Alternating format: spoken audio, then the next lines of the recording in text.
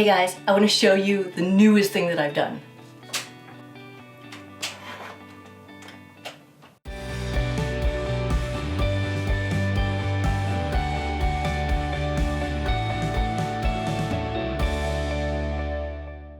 Hey guys, welcome. My name is Felicia from SweetGeorgia and this is Taking Back Friday. This is a place where we come every Friday and we talk about knitting and spinning and weaving and dyeing and all of those fabulous fiber arts. This week I want to share with you some of the newest things that I've been working on. You can see that I am spiffing up my spring loom. I added a couple of weeks ago, I moved some of the things around in the attic and I shifted the spring loom from over there to over here so that it can be a little bit closer to the window. And I thought, why not? If I'm going to be weaving, why not weave by the daylight, by the window light? That's all lovely and wonderful. Now, I was at IKEA, as you do, and I saw that they have these new strip lights, these LED strip lights. They're just battery-powered LED strip lights, and they can be installed anywhere. The way that they come from IKEA is that they actually have little screws, and you can screw it into your walls or your cabinets or whatever. I did not want to screw it into my loom, and so what I did was I got a whole bunch of command strips. These things. So these things we've been using at SweetGeorgia when we go to our trade shows. Whenever we go to these trade shows, we're not really allowed to stick anything up on the walls. We have to, anything that we put up has to be removable. So these things are great, not sponsored. They're just really, really cool. So I use these to stick the lights underneath this little shelf of my spring loom. And so then I get to have a little bit of extra added light when I'm doing my weaving, if it's in the evening or if I need to do some threading or whatever. It's just like a little bit more light. And it was fun to do. Okay, so let's talk about what's really, really, really new. So as you can see, I finished the Navelli sweater. It is fantastic. I love this sweater. As soon as I put this on, after it was blocked and after it was dry, immediately my first thought was, I want another one. So I love this sweater so much. I love the silhouette. I love the way the shape of it. I love that it's a little bit cropped. It felt a little bit nerve-wracking to me, the fact that it was cropped when I had not yet blocked it, when the fabric had not sort of loosened itself out yet, and I tried it on. It was kind of up to here, and I thought, I don't know if that would be a suitable silhouette for me. But in fact, now that it's all been blocked out, washing the fabric, letting it dry, I smoothed it out to the right shape so that way the width of the stockinette part matched the width of the colorwork part down here. And so it all blocked out beautifully. And yeah, it ends up being pretty much like a good length. So it stops sort of right here at my belt. And in the back, for whatever reason, it just kind of hangs a little bit lower. Well, yeah, it hangs a little bit lower in the back. So it's just, it feels like the exact right, perfect length for my shape. So I know that you can absolutely make modifications. You can add more length to the body here if you want it to be longer, if you want it to be a little bit more like a tunic or something like that. I do love it. I think that I made size 4 to give it a little bit of ease. The main concern I had was sleeves. I always have trouble with sleeves and with sort of getting the right size for the sleeve. I always feel like the sleeves are too tight. And especially these sleeves, I don't know if you can see, but they are basically, they're the blue color, and then there's a tiny little hint of the brown contrasting color because the whole inside of the sleeve is all brown. So basically you knit this for 2 inches and then you knit brown for 2 1/4 inches. So that tiny little extra bit of brown is what shows and produces that little bit of accent color. It also makes for really nice finished looking sleeves. Now, I had some challenges with the sleeves. I will tell you about what happened with the sleeves. I took this wonderful project camping with me. So I took this wonderful project with me on my family camping trip a couple weeks ago. And you know, we're sitting around the campfire as you do, and all the kids are eating marshmallows as you do, and I'm just knitting, and I was doing the sleeves. Of course, when I went on this camping trip, I forgot to bring my brown color, so I only had the blue color to work on. So I was knitting this 2 inches of sleeve, knitting 2 inches of sleeve, and I just got to talking and didn't realize that I had knit an extra 1/2 inch of a sleeve. And my intention was that I would just move on to the other sleeve, and then when I come back to do the contrasting color of the first sleeve, I would rip back those extra rounds to make that extra 1/2 inch, and then I would rejoin the contrasting color and work the sleeve from there. But of course, when I got back, I was so excited about adding the contrasting color that I forgot to undo and rip back that extra 1/2 inch. So I finished one sleeve, 2 inches of blue, 2.5 inches, 2.25 inches of brown. Did the other sleeve, it was like 2.5 inches of blue, and then I finished the brown.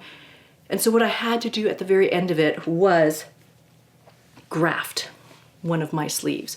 So I basically picked up the stitches all the way around the sleeve, picked up in the blue section, and then I picked up all the stitches around in the brown section. And then I basically I just unpicked all the way around and separated the brown from the blue. And then I wound back the blue section, and then I had to use Kitchener stitch and then graft it all back together. It was surgery, sleeve surgery, sweater surgery. It took a bit of time. It took an afternoon of just like coming back and forth and doing it, but it worked out, and it worked out well. Now, one of the other challenges that I had with the sleeves is in the pattern instructions, it says to cast off your sleeve and sort of bind it off together, capturing one of the stitches of the armhole as you go around. So I was doing this initially, and I got about halfway, and I realized that I was either picking up too many stitches or not enough stitches, but in either case, the sleeve was not evenly distributed around the armhole. So what I decided to do instead was just to cast off with a really, really stretchy cast off. The one I do is the Russian bind off. We actually have a tutorial on that. It's called the elastic bind off. So I wanted that elastic bind off because I'd seen some other Navelli sweaters where it looked like this armhole was actually cinched up quite tight. And I think that if you bind off too tightly, it can give that cinched up look. So I wanted to make sure that it was quite open down here. So I cast off with this really elastic cast off, and then I basically folded the sleeve inside and then whip stitch all the way around, and very kind of loose whip stitch to allow for a little bit of movement and migration in the sleeve as it needed to move.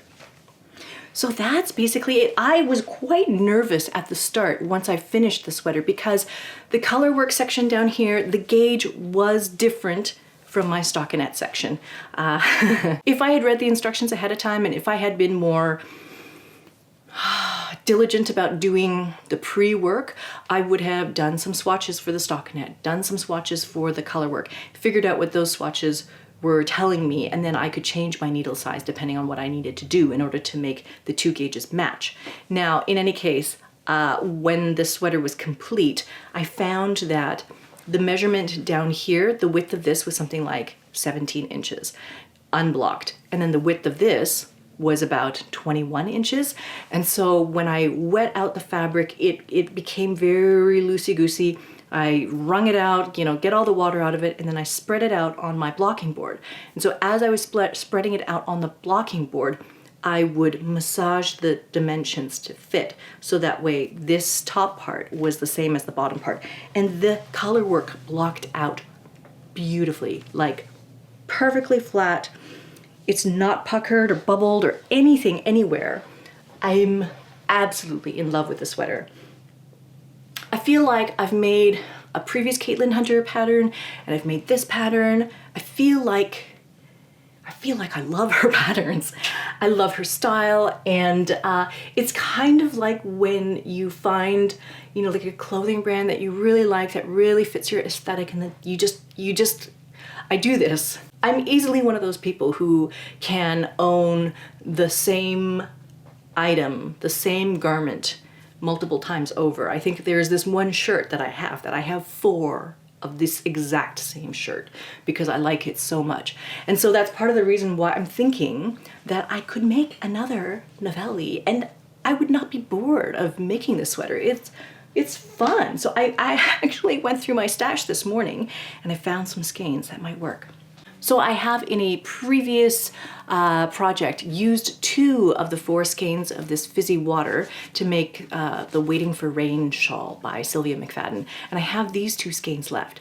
I don't think that I want to make my sweater out of this particular color, but what I would do is I can over dye it. I'm gonna over dye it with some navy and make it deeper, darker, kind of like a marine kind of navy blue kind of color. And then here I already have another blue that's a little bit darker, but I'm gonna make this purple. And then I have birch, which is, you know, your almost undyed kind of color, light color. And I'm gonna do a faint lilac purple on top of this. So I think that that could transform these yarns, transform these colors into something that I could knit and I could definitely wear for the rest of the fall. I mean, she describes this sweater as a lightweight summer tee, like if you're gonna wear a sweater in the summer. Oh, but I can tell you, like, I'm in the attic right now. It's hot. It is July, it's summertime. I'm wearing the sweater, it is quite warm. So you could definitely wear this in the fall. It would be no problem. I love it. Or, you know, I'm looking at these skeins again and I could just drop them all into a pot of fuchsia dye and they would all become some kind of plummy purple. One would be darker purple, one would be medium purple, and one would be light purplish pink. I might do that. So that's it for this week. I'm in love with my sweater. If you haven't made a Navelli, I encourage you to make one. It is a wonderful, easy, fun, forgiving project to make. This one happens to be made out of our SweetGeorgia Tough Love sock, 2 skeins of this darker color, 1 skein of the lighter color, and 1 skein of another darker contrast color. So easy. Like, you can find these skeins out of your stash. You can re-over dye colors that you already have in your stash. You can mix and combine. I know Teresa at the studio, she's knitting hers out of some pasteller colors. She's combined bulletproof sock with some Tough Love sock. You can mix and combine and do whatever you want. So many possibilities. Yeah, I'm excited about my sweater.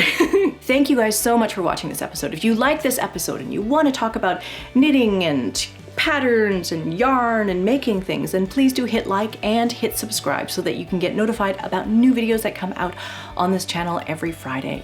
Thank you guys so much for watching. If you guys want to find us, you can find us online at SweetGeorgiaYarns.com. You can find us on Instagram at SweetGeorgia. Thank you guys so much for watching, and I will see you in the next one. All right, bye for now.